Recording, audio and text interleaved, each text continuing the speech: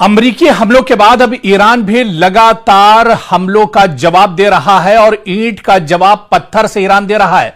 America पर दबाव में इजाफा हुआ है, अमेरिका पर लगातार दबाव बनता जा रहा है। जिस तरह से ईरान लगातार पलटवार कर रहा है, मशरिक़ वुस्ता एक बड़ी जंग के दहाने पर दरअसल इस वक्त पहुंच चुका है, क्योंकि मशरिक़ वुस्ता में जंग की आग बुझने के बजाय मजीद भड़कती दिखाई दे रही है। आप देखिए कि मशरिक़ वुस्ता में जहां पर इजराइल, अमेरिका और खासतौर से अमेरिका और ईरान के दरमियान यह लग रहा था कि जंग अब थम चुकी है और अब बातचीत की मेज पर आएंगे, बातचीत होगी। पाकिस्तान सालसी कर रहा था, बातचीत के रास्ते पर एक तरह से दोनों मुल्क आने के लिए तैयार थे, लेकिन एक बार फिर से जो भरोसा है वो अमेरिका ने तोड़ दिया। डोनाल्ड ट्रंप ने दरअसल वही किया जिससे ईरान डर रहा था, जो ईरान को खदशा था कि इन पर भरोसा नहीं किया जा सकता है, चाहे इजराइल हो, चाहे अमेरिका हो, चाहे इस तरह की दूसरी यूरोप के जो बड़ी ताकतें हैं उन पर दरअसल भरोसा नहीं किया जा सकता है। और एक बार फिर से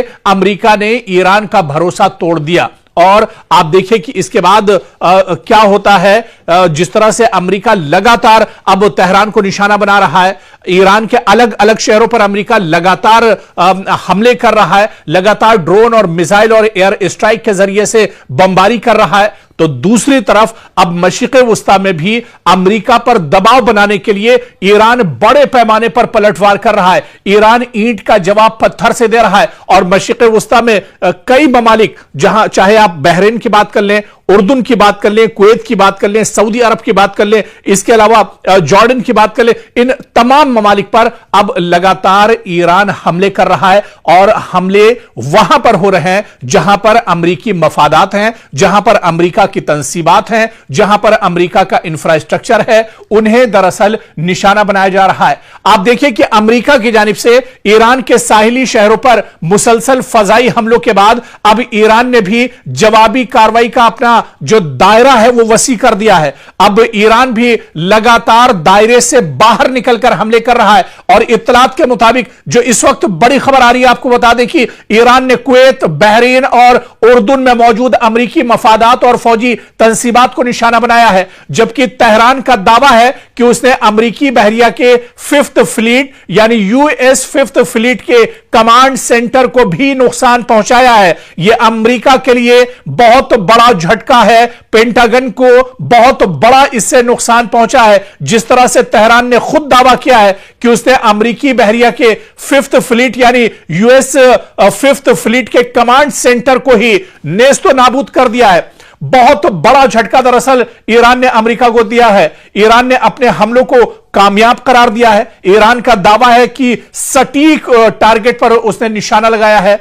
और इन दावों की आप देखिए कि खुद तेहरान ने तस्दीक की है अमेरिकी हुक्काम की जानिब से। हालांकि इसकी तस्दीक नहीं हुई है, क्योंकि अमेरिका दरअसल इस तरह की खबरों को छुपाता है। अमेरिका अगर इस तरह की खबरों को बताएगा, दुनिया के सामने लाएगा, तो आप बताइए कि एक सुपर पावर की इमेज क्या रह जाएगी, एक सुपर पावर की कितनी बड़ी बेइज्जती पूरी दुनिया के अंदर होगी। इसी वजह से चाहे पेंटागन हो, चाहे वॉशिंगटन हो, चाहे अमेरिका के दूसरे जो बड़े सेक्टर हो, वो सभी जो तबाही की खबरें होती हैं दरअसल उसे छुपा लेते हैं। और अमेरिका भी इन खबरों को छुपा रहा है।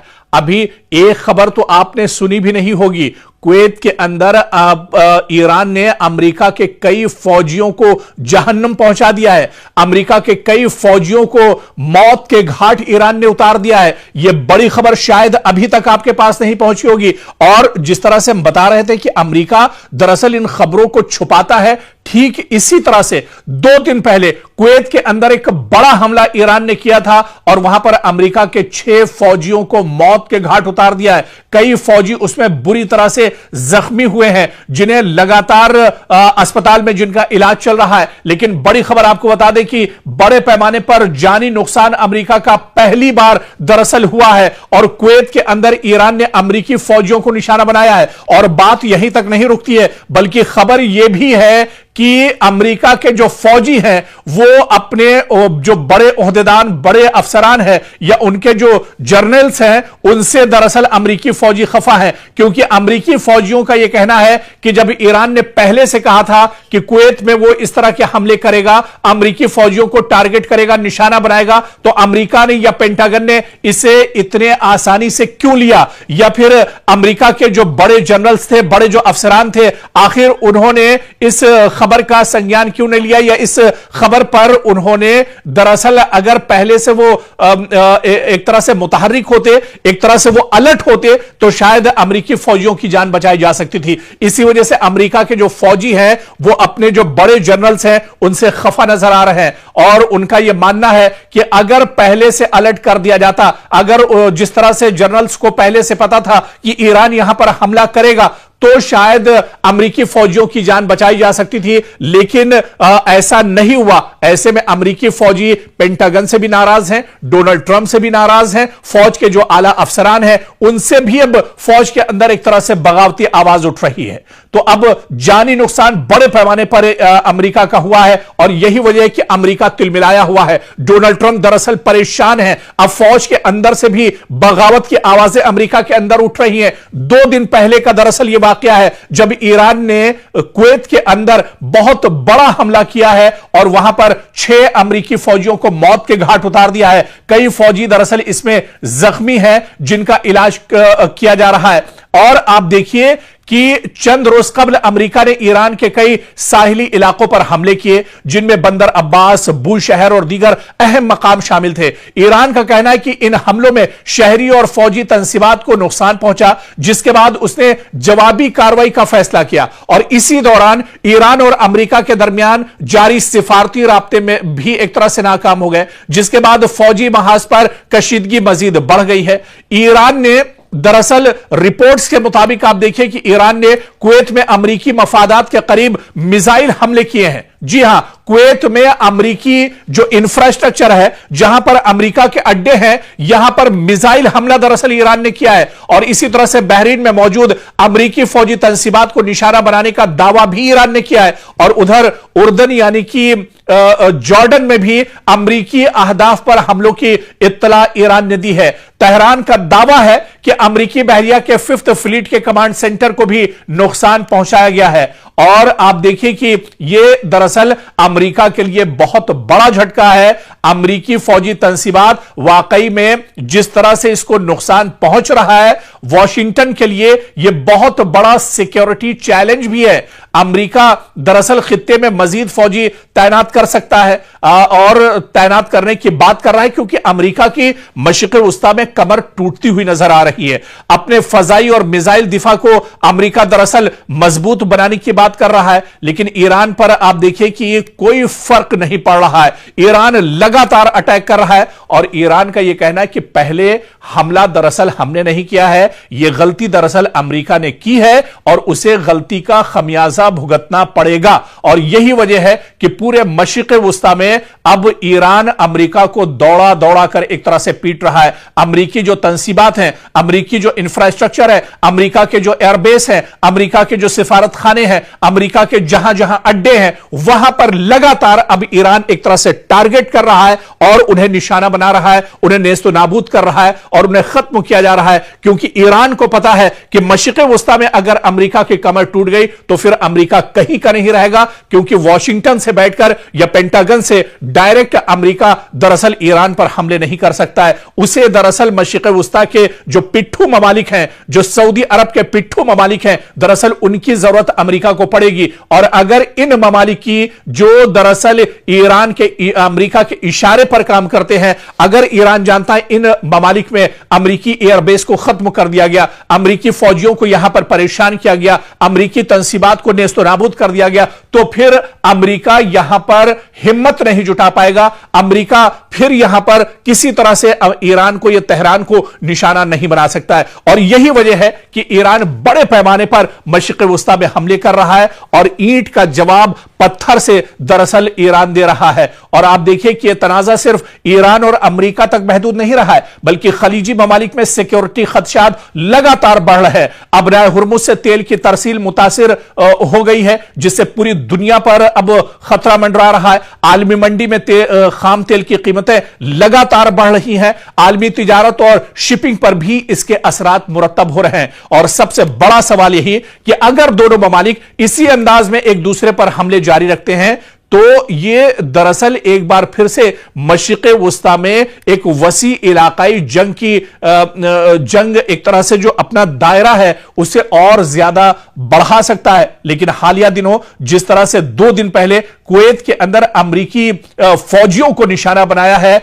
ईरान ने 6 अमरीकी फौजियों को मौत के घाट उतारा है, यह बिल्कुल सही आप सुन रहे हैं। आप गूगल कर लीजिए, सोशल मीडिया पर जाकर देख लीजिए, टीवी की रिपोर्ट्स आप देख लीजिए उठाकर, और 6 अमरीकी फौजी हैं जिन्हें मौत के घाट उतारा गया है। दरअसल ईरान ने पूरी हिकमत अमली के साथ पूरा एक पॉलिसी के तहत यह बड़ा हमला कुवैत में किया था, जहां पर 6 अमेरिका के फौजियों को मौत के घाट उतार दिया है। ईरानी हमले में 6 अमेरिकी फौजियों की हलाकत हुई है और बच जाने वाले जो अहलकार हैं, इस हमले में जो खुशकिस्मत थे अमेरिकी फौजी जो बच गए हैं, उन्होंने बहुत बड़ा दावा किया है। उन्होंने यह दावा किया है जो अमेरिकी फौजी इस हमले में मरे नहीं हैं, बच निकले हैं, उन्होंने यह दावा किया है कि अमेरिकी जनरल्स ने हमारी वार्निंग को नजरअंदाज कर दिया।